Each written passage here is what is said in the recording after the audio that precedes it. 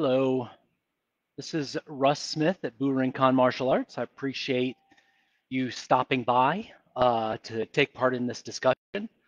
Um, I thought it might be interesting to have a discussion about White Crane and karate because there's a lot of interesting correlation, potential correlation, influence, research, if you can call it that. In some cases, it doesn't really border on strict research, but more kind of you know some information available to us, limited information available to us, and so I want to pass along. I want to have a discussion, pass along some information. I want to tell you a little bit more about myself. Those of you who are not familiar with me, just to give you some understanding, because some of what I'll say is opinion.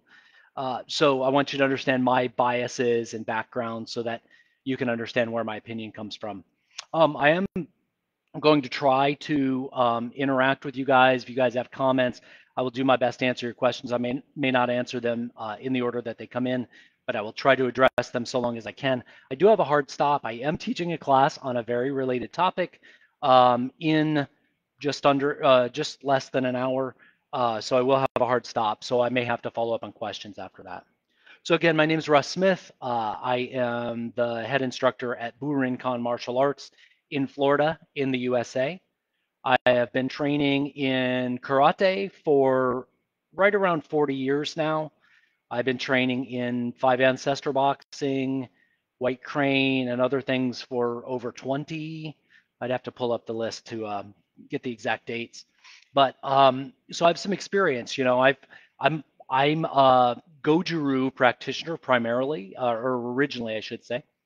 So when we talk about White Crane and karate, one of the things that for many of us was a memory about this topic is this whole Karate Kid movie, right? And I'll talk some more about this later. But in the Karate Kid movie, there's this scene where Daniel-san is taught this kick, this crane kick with his arms out and his leg up, and he does this jumping front snap kick. And Mr. Miyagi says crane kick, no can defense, right? Like it's a technique that cannot be stopped, right? So that led to some real interesting happenstance in the karate field in the what I guess early 80s, maybe mid 80s. I'm not sure exactly. Maybe some of you guys can post the dates. But anyhow, there have been a lot of us in karate over the years who have seen research done by certain people, and I'll mention names, and I have a lot of respect for many of the, really all of the people I'll mention. I have a ton of respect for, even if the information they passed along early on later turned out to be less than accurate, or maybe better information comes along later. And I am a huge fan of being open-minded, following the scientific process, following research, and knowing that we do the best with what we have when we have it, and we strive to do better when better information comes in. So again, yeah, that's my perspective on research, right? So, I've gone through many parts of my journey in my martial career, including kind of this search for the original White Crane roots of Goju-Ryu and maybe of all karate, right? Depending on who you talk to, because there's there's more supposed influences than simply outside of Goju-Ryu. You have Uechi-Ryu, Shorin-Ryu, and other styles, Kojo-Ryu, other things that have had some tangential relationships with this topic of Hakutsuru.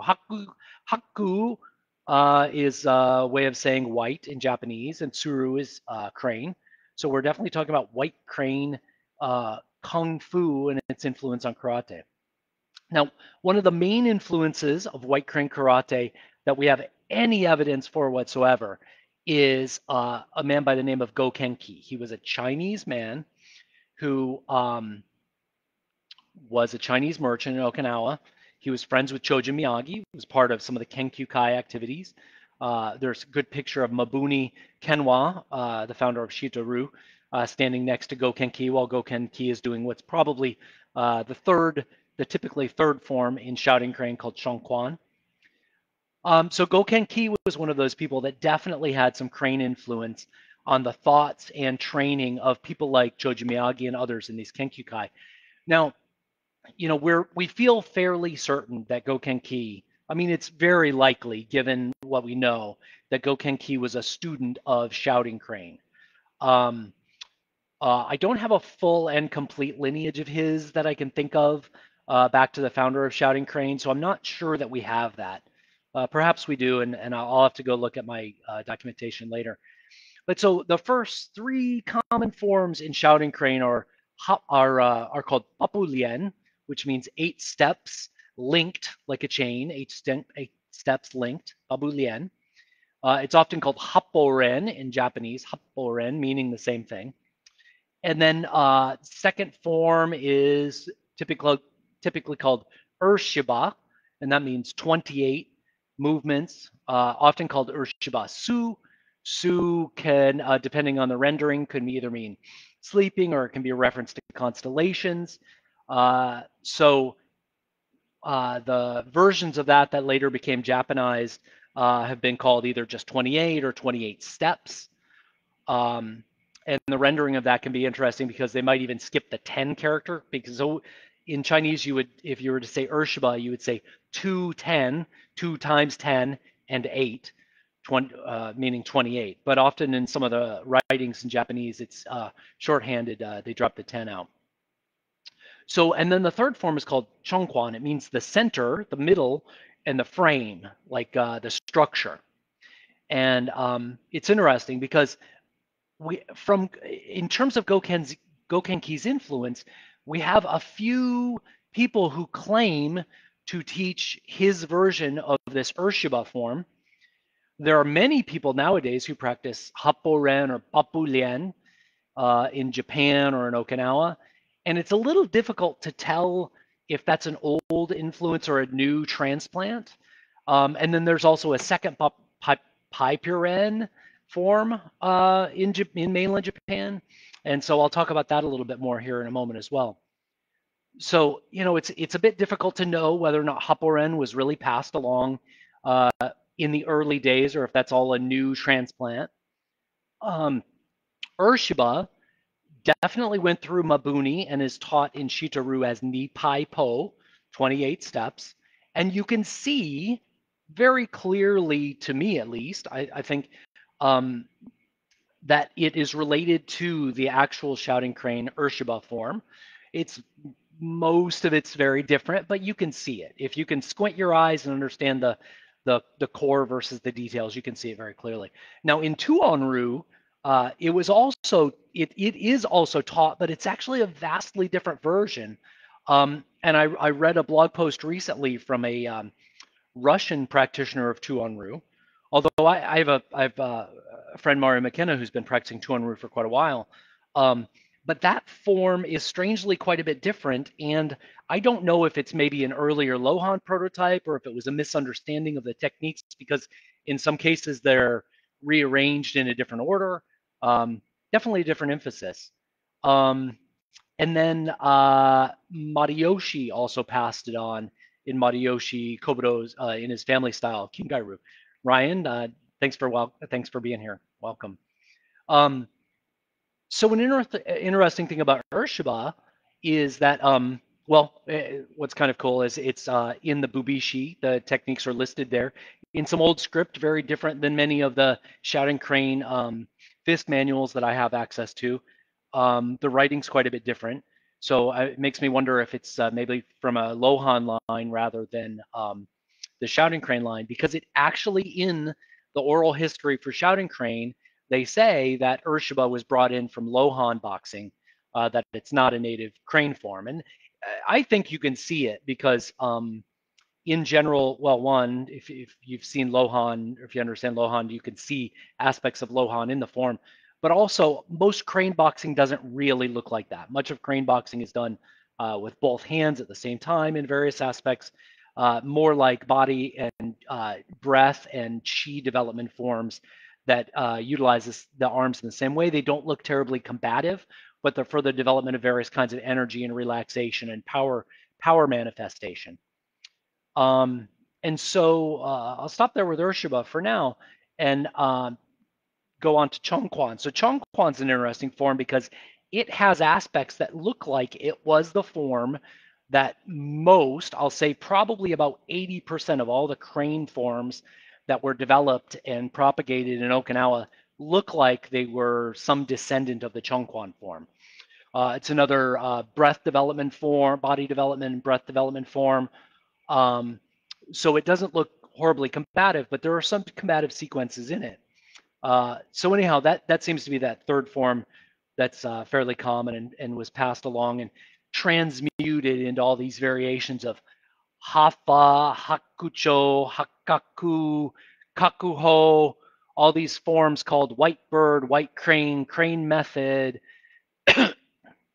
all of these kinds of forms that passed along in all these different styles.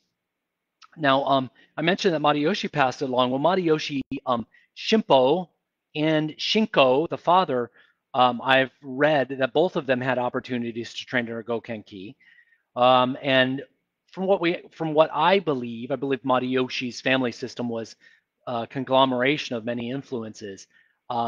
So you can see various Hakaku forms in Matayoshi's family style. And again, they claim to teach Urshiba form as well.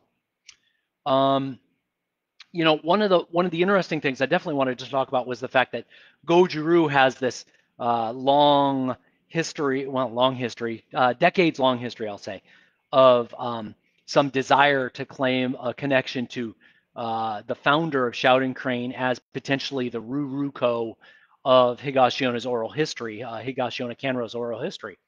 So my understanding of the way this started was Okinawans back in again, I think this was kind of early to mid 80s, including people like McCarthy and Iken Tokashike and Higa Seikichi and Nakamoto Masahiro and other people were doing trips back and forth to Fuzhou in coordination with the Fuzhou Wushu Association to share information and demonstrate their brotherhood, their sisterhood of cities, because Naha is a sister city of Fuzhou.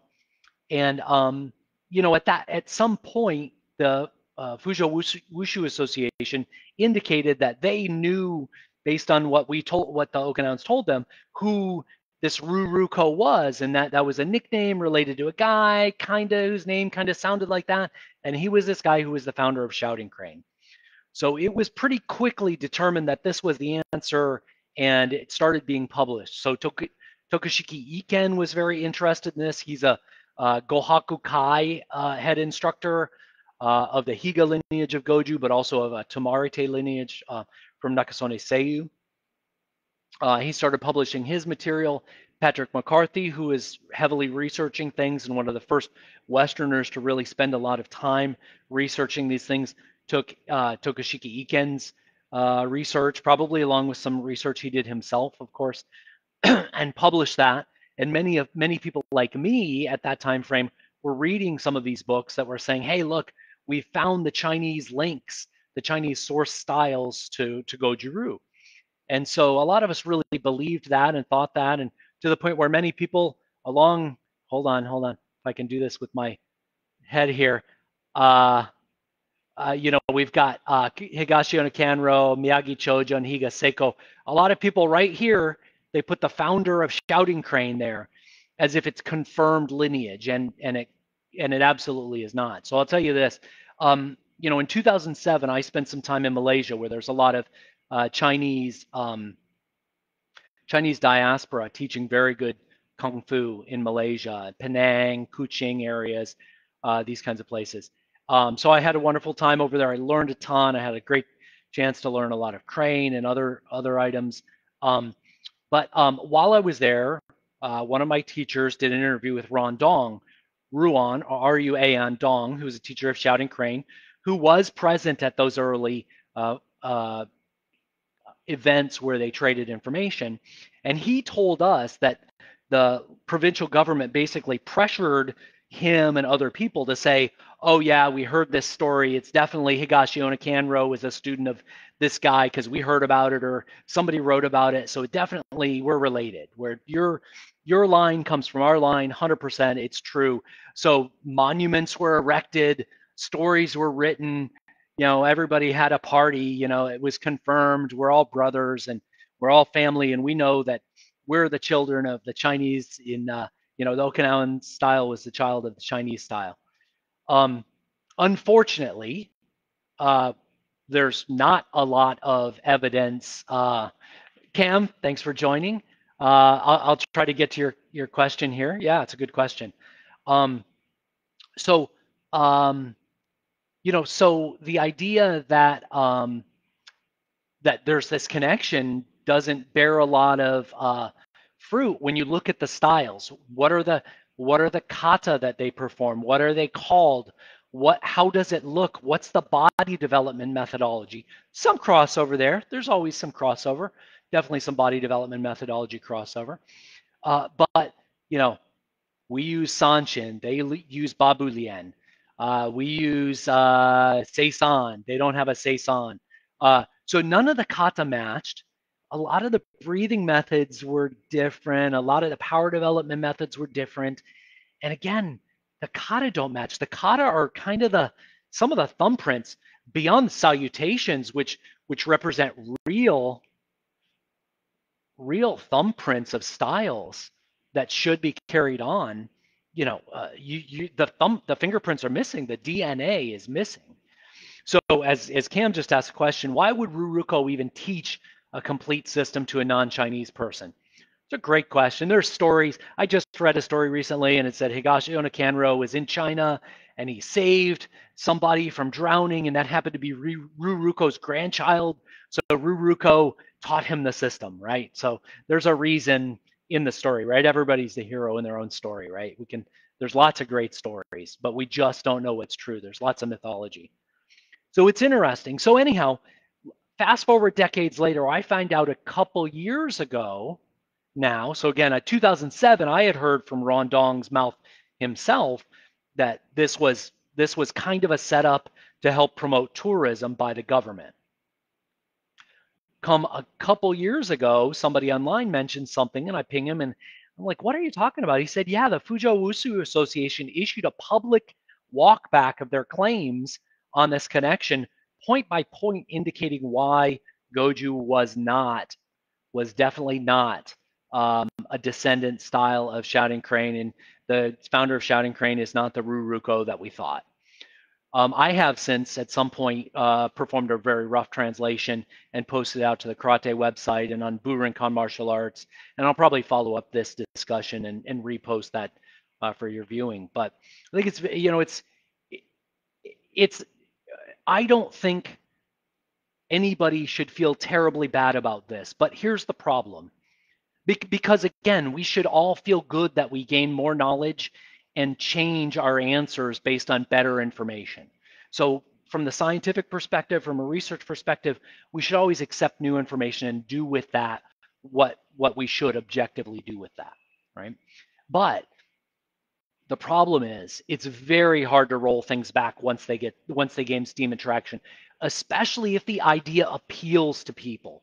If it appeals to their heart, if they want it to be true, it's very hard for people to unbelieve something they've already believed. There's things called the backfire effect. There's symptoms of things where people just cannot be shaken from their original idea. So now you have Goju-Ryu Dojo around the world who have the founder of Shouting Crane's picture on their wall up there with the other masters that we are sure of. So one of the reasons I like to have this discussion to make sure people know about the newer information that's out there, and just kind of also use a critical eye, right? If the style doesn't move the same, look the same, have the same principles, they might not be directly related, right? So Goken Ki and Shouting Crane are one of those definite sources in one way of some influence in Okinawa. We know that there's a lot of white crane forms in Okinawa. Take care, Ryan. I will leave the live recording will stay up, Ryan, so you can come back and watch the rest. Take care.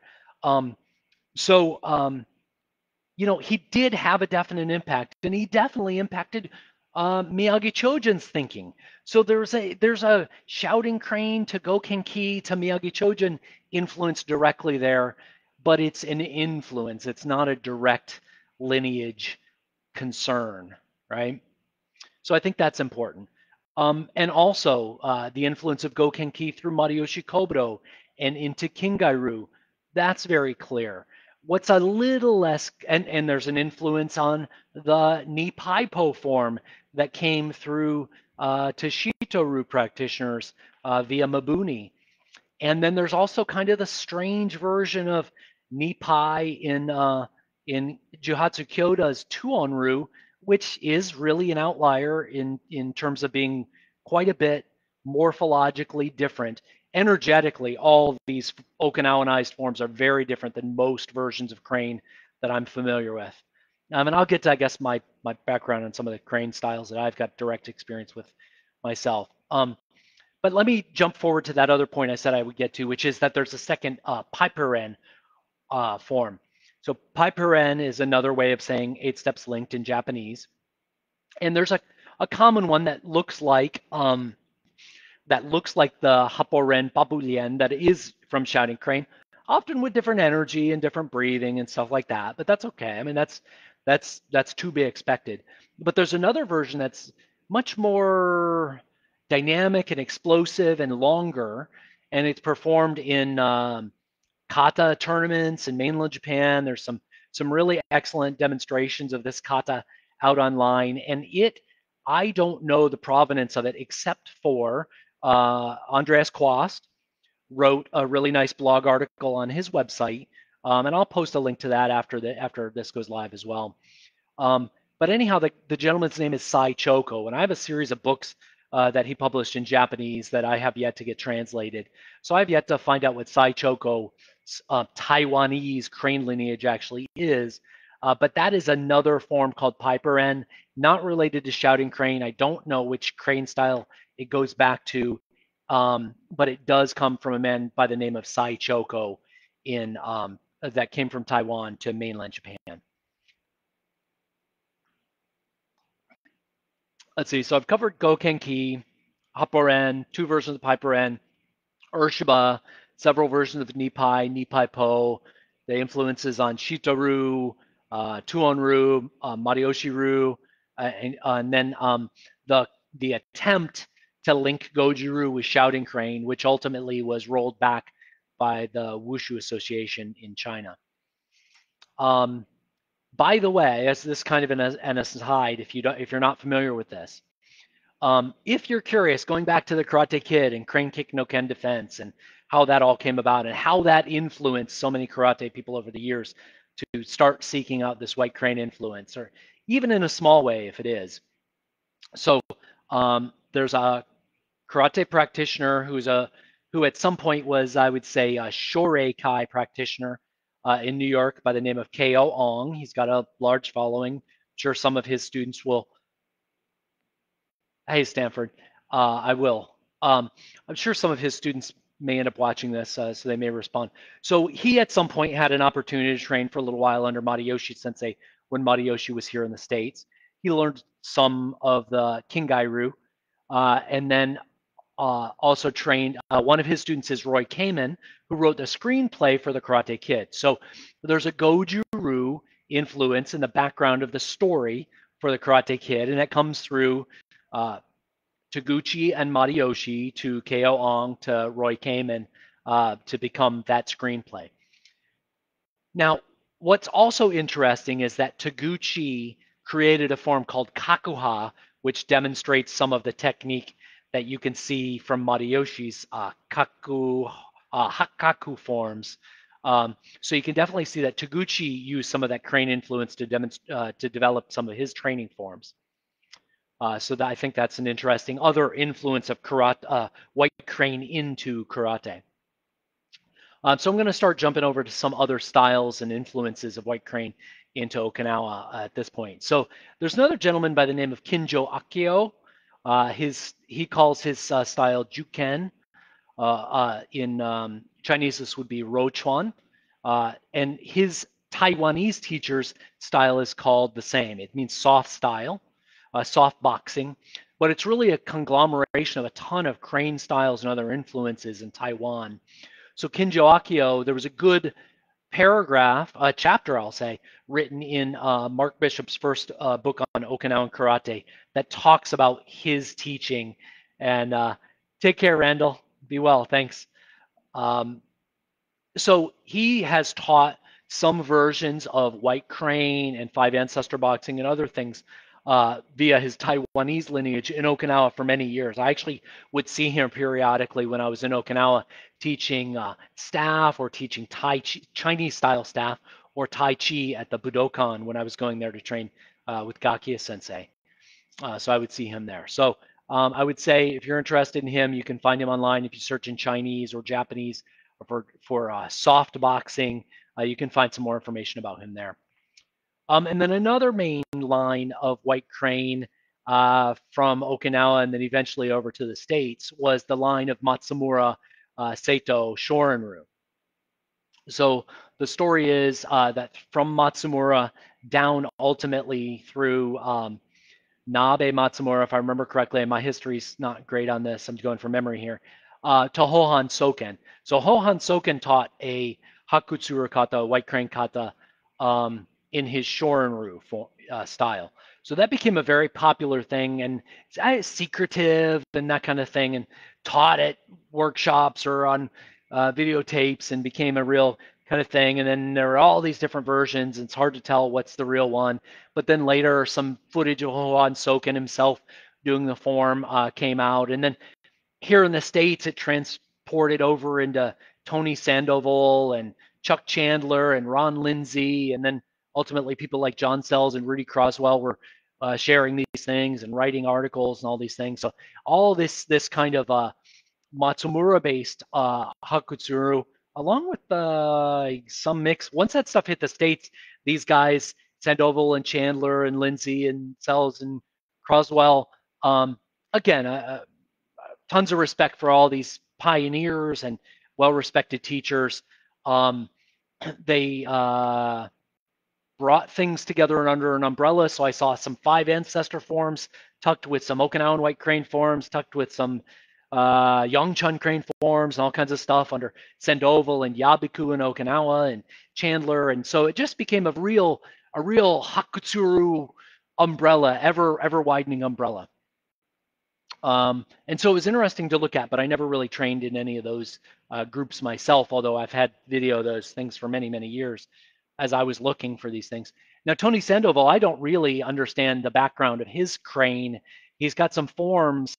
I think there was some teacher of his was supposed to be Oho So or something like that. I don't know who this guy is, where he came from, Taiwan, China, from the diaspora. I have no idea. If anybody knows that, I would love to please share it, the details. I would tell you of all the like American White Crane stuff I've ever seen, Sandoval actually demonstrated good whip and relaxation in a way that I very rarely see Hakutsuru forms performed. So I thought his body development, whatever training he got, I thought was quite good. Not that was transferred to everybody or that kind of thing. So, and based on Stanford's point, I'll talk about crane energies here in a moment. But let me move on beyond Matsumura-driven crane boxing to uniquely American crane boxing. So there's a form that has run around the U.S. and ultimately went with Odo apparently back to Okinawa. And this was taught by a series of people. Peter Urban, Seikichi Odo, Shihan John Roseberry, Ron Van Cleef, and a lot of other people. It's gone under names like Gasaku Sho. Peter Urban called it that. Ron Van Cleef called it Golden Swan. Odo called it Hakutsuru Ichi. Shihan Roseberry called it White Crane or Golden Crane. And I have reached out and tried to research the history of this form and come up with many conflicting stories, one of which is kind of interesting. Somebody said that the form came from, I think it was Alo Kempo, which was some Hawaiian Kempo, and Odo brought it into his art from Hawaiian Kempo from the States. So some reverse referencing there, reverse influences went that direction. So that's a uniquely American form, as I can tell, although it seems to have gone back to Okinawa with Sensei Sakichi Odo. So that's a very interesting. It's an interesting form. I learned it from my sensei, and so it's got some interesting things in it. Now, I want to talk about what I know and understand of crane boxing from the Fujian province myself, and I would tell you there are, I have a good amount of experience, probably as much or more than many people in this country. But there are many. I don't call myself an expert. I can have this discussion and give you my opinions, but some things I say will ultimately be opinions and won't be true everywhere. So, you know, because of what happened in Chinese history, a lot of Chinese moved out of China during political upheaval. And this Chinese diaspora landed in various places around but outside of China, in places like the Philippines, where my style of Fujian five ancestor comes from, um, Malaysia, where some of my crane boxing came from, Indonesia, other places outside of China. So crane boxing still exists. Oh, Taiwan is a big one. Um, so there's crane boxing both in China and outside of China. And in some cases, China has been asked to be retransplanted from outside of China back into mainland China so they can reincorporate these lineages. So my exposure to crane has primarily been through what I'll call the soft cranes, the softer cranes. There are cranes all along the spectrum between very hard and very soft. Um, and most of the crane that I have trained has been on the medium to softer side rather than the purely hard. Although I would say that even hard cranes, I'll call hard cranes, quote unquote, often have very soft elements driving them, and the appearance may be hard, but the internals are not. So there are many kinds of cranes. Yongchun crane is a very old lineage of crane. And there are four main lines of crane distinct from Yongchun crane. These are typically called something like, I've already mentioned, shouting crane, which is called alternatively, the translation is are often like calling crane, crying crane, singing crane. There's flying crane, feeding crane, or eating crane, of which a very prominent lineage is in Taiwan. And then there's another one called Zonghe, Zonghe which if you're familiar with trying to translate Chinese, you'll find lots of homophone errors where the word sounds the same, but different people write it down using different characters that have different meanings. And I think this crane is often subjected to that. So that sound can sound like it's written as ancestral, jumping, trembling, hibernating. It has many translations depending on how it's written. So one of the things that's interesting about that is each of those subdivided styles has kind of um, a specific focus if you look at them broadly, right? Like eating crane or feeding crane is very aggressive because eating is about attacking and devouring, right? Flying crane can be about lightening the body, extending the limbs, using the arms for maximal reach and things like that. And I'm giving you a very short synopsis of this. Shouting crane is often about developing the inner breath and ability to move your chi. And then ancestral, jumping, trembling crane, they often have something to do with shaking and trembling and expressing power. Now, having said that, my experience personally is that, and I'll just say, I have experience in two lines of shouting crane, two lines of ancestral crane, and one line of feeding crane. Now, I normally don't put my shingle out as like a teacher of white crane because I haven't received like a lineage designation. I haven't BIC'd directly in, meaning entered the door as an official lineage holder on any particular crane lineage. So even though I have 20 odd years in 5 different branches of these, I don't present myself as that because I would prefer to have a full like stamped seal before I would say that. But I do share these things. These things have helped me tremendously, and I do share them now with my 5 ancestor students, which I'm very happy about doing. So to go into Stan's question about the detail regarding the difference between engines of Crane and Karate, my understanding of Crane, as I've been told it and taught it and experienced it, is Crane is about developing power of many kinds in many directions and developing that power using focused relaxation to develop explosive power. So when I say that, so one of my teachers would say, if there's no whipping, there's no Crane, right?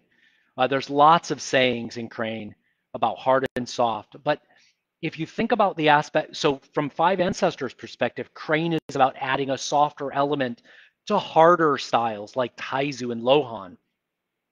So Crane was brought into 5 ancestor boxing to soften the art, to help develop more of those softer skills. And when I say softer skills, I think this is important, is to not think, so there are sayings like hard but not brittle, soft but not weak, right? If you're too hard, you can be moved too easily. If you're too soft, you can be overrun, right? But softness often equates to a really, really important concept, and that is neutralization or adaptability, right? Hua, transformation, right? The ability to neutralize a force or change an energy or to adapt to a force. And to do that, you actually have to find relaxation in the midst of a lot of chaos. So my experience in Cranes is the development of the process of coming into crane boxing and developing your ability in crane boxing is about your ability to develop your relaxations. Thanks, Stanford. Very cool. I appreciate that. You're talking about homophones. So developing the relaxation, because you need relaxation in order to have explosive movement, right? Since all the body muscles move in pairs, if you have one with excess tension, the other one can't contract as quickly as it would be able to if you were otherwise relaxed. So that's an important aspect. And so crane boxing is about the development of relaxation focused for the ability to develop power. And so it's been very, very helpful to me. It's been very, very helpful to me in my karate because, again, I've studied Goju-Ryu, and Goju, Gongro, is a super important concept in all arts in southern China. The idea of having this balance and being both hard and soft, they both have their benefits. And they both have their time and place and context. And so Goju-Ryu, you can see a lot of Goju-Ryu, and we joke sometimes online about Go-Go-Ryu, right? A lot of Goju-Ryu looks extremely hard. Everything's hard, lots of tension, slow, and lots of muchimi and everything, but not fast and explosive, right? So for me, crane has always been helpful. For these last couple decades, I've been training crane of various kinds. It's been very helpful to my Goju-Ryu to be able to have a better, I'll say better may not be the right word, I'll say different, an expanded concept of what softness means, because that softness is, in my opinion, helping my Goju-Ryu dramatically. And it actually helps everything that I do because I train multiple arts. So the ability to relax when I need to relax, to be able to go from 0 to 100 and back down again so that I can strike multiple times, use rebounding to attack multiple times very quickly with full power, to be able to strike with short power from short distances with extreme power, to be able to strike in various directions, forward, back, diagonals, in and out, all the different directions, rather than only forward. Crane has a lot of development of power in all these different directions. Some cranes also spend a lot more time trying to develop the body's ability to utilize the flexion of the shoulders and the spine, and utilize the springy nature of the power that's in the tendons between the bone and the muscle. A tremendous amount of energy can be stored and then released in the tendons. And so a lot of the training in Crane actually helps develop that kind of springy, powerful energy in a very whip-like way. So I'm going to run through, just let me say this. In summary, why do I care? Why am I spending a few minutes doing this before I teach class, having this talk? The first one is historical accuracy, right? Like, I want people to understand to the extent that I know, and of course I hope others will jump on and maybe not be cruel about what I've said, but help expand the discussion, right? I don't know everything. I have a certain perspective. Please, others who have other information, add to the discussion. Help us understand sources and influence and errors that are found along the way. So, why do I care? Truth and historical accuracy is the first element. Why I care to have this discussion. I think it's important. I actually feel a little sad when I realize people don't know that Goju-Ryu is not Shouting Crane. They're very different. And so, should you train Shouting Crane? Well, if you are going to, or if you are, I know some people who are right now. They go to China, they train with Master Yu or other people, and I would say do it because the cross training is good, but don't do it because you believe it's the ancestor art, because I don't think there's good evidence for that. And we all have different thresholds of evidence, so you may believe differently than I do, but I don't think there's sufficient evidence for that. And then I think the other thing is, I tell you this just because I have found through my process of seeking the white crane as the holy grail of, what is Goju and how do you use it and what's it mean, and why, are there really Hakutsu Rukata that matter that much? Do they add that much to your training?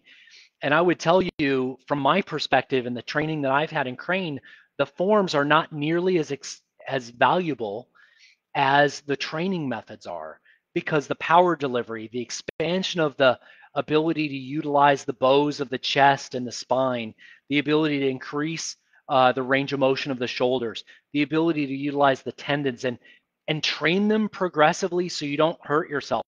This training for Crane is very, very demanding. It's very easy to hurt yourself with Crane-based power training. So it's really important that you do it in a measured, progressive way. So for me, there's a ton of value in Crane to my Goju. There's a ton of value in Crane just for me to practice Crane and 5 ancestor boxing. So it helps me in so many ways. It helps me relax my body even when I'm not even thinking about martial arts. So anyhow, that was kind of the outline of things I wanted to cover. I do have a few more comments in here. If you guys are watching and have questions or comments, go ahead and throw them in now. I'm going to spend like just the next 5 minutes or so going through these and talking about them in summary. So yeah, Cam, we covered that question earlier about Ruruko and teaching. It has often been that Chinese martial arts are very secretive. These secret manuals, like these things, like this overview of, like, here's a plug for my book, right? For a translation I did. I find this stuff very, very interesting. They're actually valuable, but they're not going to change everything for you. They might help you reveal some little truths that are helpful to your training, but a lot of those kinds of things were very hidden for many, many years and not made available to others. So, I think it's really important. If you know about me and my first book and what I typically care about and spend time on, it's about improving teaching methods. So I think we should all spend more time improving teaching methods. And that often means being honest and teaching well and teaching completely. So, yeah, would some Okinawan who doesn't speak Chinese well, who is there for a couple months or is there, to get firewood or something, would Higashi Onikanro have an opportunity to train under a Shouting Crane master and get the whole transmission? it's highly unlikely. It is possible, but it's pretty unlikely. So Okinawans that did go to China probably got partial transmissions and came back and mixed it with other things. And to some extent, that's wonderful. Um, so long as you understand what you're doing and you pressure test it and you make sense of it, and it works, then great. But I like the idea of being honest about the sources, right? This is a conglomeration of this information. So yeah, would Ruruko have taught the entire complete system to a non-Chinese person? It's not likely, but it's possible. We don't know. And I look forward to more information coming out. I really hope others, McCarthy Sensei lives in Okinawa now. I hope, he and others can dive more and find more information for us. I look forward to that. Speaking of, to give him another plug, McCarthy Sensei just released a very in-depth treatise on Chotoku Kyan. So look on Amazon for that if you're interested at all in Shorin-ryu in the background of Kyan Sensei. So again, to Stan's point, I think Crane is mostly about energies, developing power in various ways with all the different tools of your body in all different energies with engines, I'll call them, that are not simply rotating the hips to throw your shoulder forward.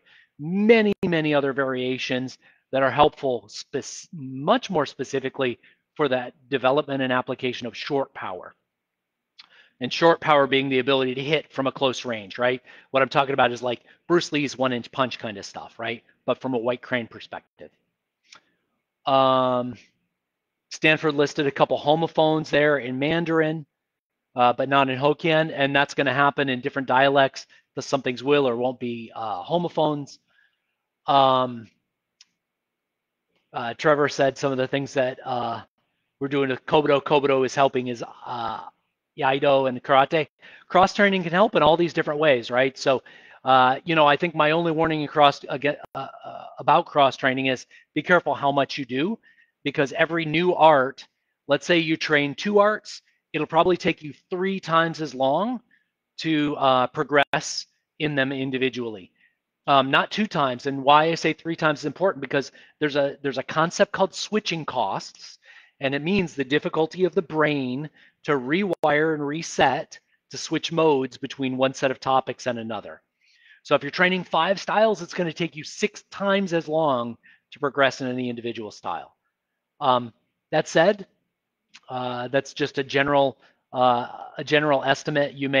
Your mileage may vary, and in some cases, the cross training will accelerate your training in some of the other styles. So I think that's Trevor's point, is there's some acceleration capable through the cross training, and for me, I completely believe that's true with the crane training for Goju-Ryu for myself specifically. So Cam said, true, the mechanics in crane are so useful, but very difficult and very hard training in itself. 100%, Cam, I would tell you, in 12 minutes, I'm going to start crane class. I'm teaching a crane-focused course for my 5 Ancestor students, where I'm including crane from outside of 5 Ancestors from these other sources I have and I've experience in. And I would tell you, we spend a good 30 or more minutes working on the warm-up and body development for the tendons in the upper body, to get them warm, to get them lubricated, to get the synovial fluid warmed up, to get the bursa sacs ready for some abuse in terms of training, doing the whipping and the acceleration training. It's all potentially very hard on the body, so you have to do it progressively, and it's very hard to understand and see and feel. You're looking for certain actions in the body. You're looking to accelerate and then relax and feel the reverberation as your body, which is a big bag of water, retains this energy wave that's going to flow back into it.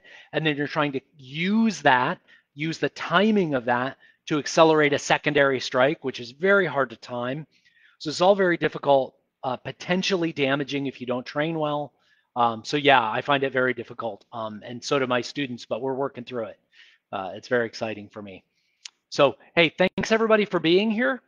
Thanks for those of you who were engaged in the questions. Feel free to add more questions after we go off live. Remind me if I don't follow up with some links. There are a few things I mentioned that I would drop in the links. And of course, if you guys are interested in this, there are crane teachers around the US. If you're interested in 5 Ancestor boxing, I have a course, a 1-year core course, and I'm starting to teach the other elective courses around it, including Taizu and crane right now. Eventually, we'll get to Lohan, Dazun, and Monkey as well. So we'll be teaching more 5 Ancestors.